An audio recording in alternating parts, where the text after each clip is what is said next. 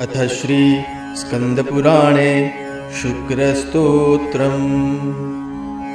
नमस्ते भार्गव श्रेष्ठ देवदानव पूजित वृष्टिरोध प्रकर्त्रे च वृष्टिकर्त्रे नमो नमः। देवयानी पितस्तुभ्यं वेद वेदांगपारगः परेण तपसा शुद्धः शंकरो लोकशंकरम्। प्राप्तो विद्यां जीवनाख्यां तस्मै शुक्रात्मने नमः।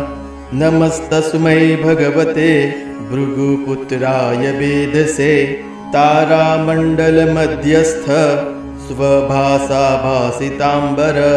यस्योदये जगत्सर्वं मङ्गलार्हं भवेदिह।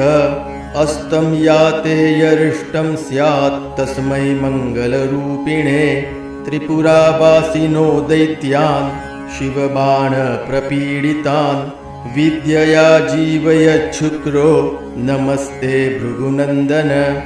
ययाति गुरवे तुभ्यं नमस्ते कविनन्दन।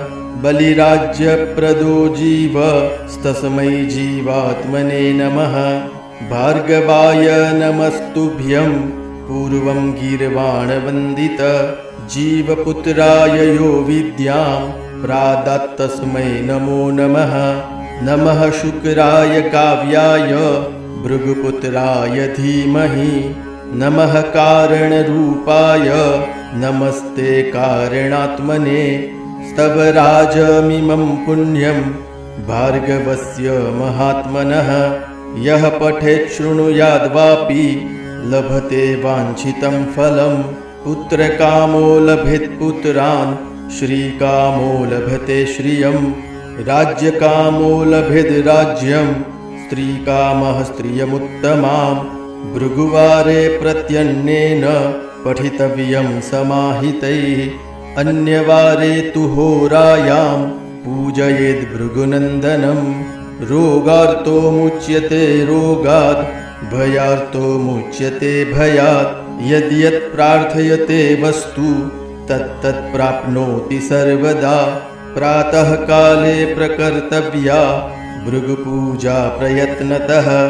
सर्वपाप विनिर्मुक्तः प्राप्नुयात् शिवसन्निधौ।